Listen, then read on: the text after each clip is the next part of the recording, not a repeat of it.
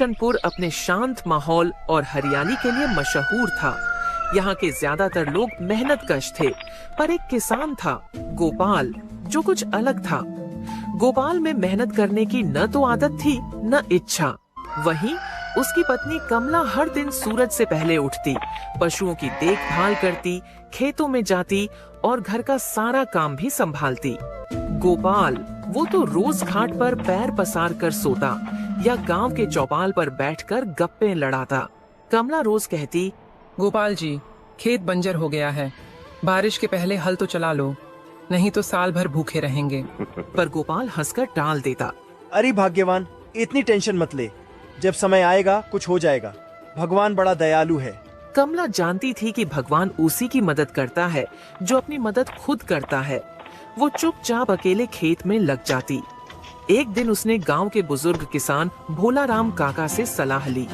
उन्होंने कहा, बेटिया, मिट्टी अभी नरम है, अगर तू अकेले भी हल चलाना चाहे तो मैं बैल दे सकता हूँ। कमला की आंखों में आंसू आ गए, थकान के नहीं, उम्मीद के। अगले दिन से वह अकेली हल चलाने लगी। खेत की जुताई की, बीज बोए, पानी का इंतजाम किया। धूप बारिश में खुद भीगती रही, लेकिन रुकी नहीं। गांव वालों ने शुरू में मजाक उड़ाया, एक औरत खेत जोतेगी, क्या फसल उगाएगी? गोपाल तो चाय पीता फिर रहा है और कमला खेत में काम करती रही। लेकिन कमला ने कुछ नहीं कहा। उसकी नजरें केवल फसल पर थीं। कुछ ही हफ्तों में खेत में हरी कोंपलें निकलने लगी। फिर धीरे धीरे खेत लहलहाने लगा। गांव वाले हैरान थे। गोपाल अब भी बेफिक्र था। लेकिन एक दिन चौपाल पर गांव का सरपंच आया और बोला, गोपाल, सुनो तो सही, कमला की फसल पूरे गांव में सबसे अच्छी लग रही है। इस बार ग्राम पंचायत से इनाम मिलेगा। गोपाल को पहली बार थोड़ी शर्म आई। उसने देखा कमला की पीठ झुकी है, हाथ छिले हुए हैं, लेकिन आंखों में चमक है, मेहनत की चमक। उस रात गोपाल देर तक जागता रहा। मन में सवाल उभरते रहे, क्या मैं इतना नाकाम हूँ कि अपनी पत्नी की मदद भी नहीं कर सका? अगले दिन सूरज उगने से पहले गोपाल उठ गया। कमला को आश्चर्य हुआ। इतनी सुबह उठ गए, तबीयत तो ठीक है? गोपाल मुस्कुराया।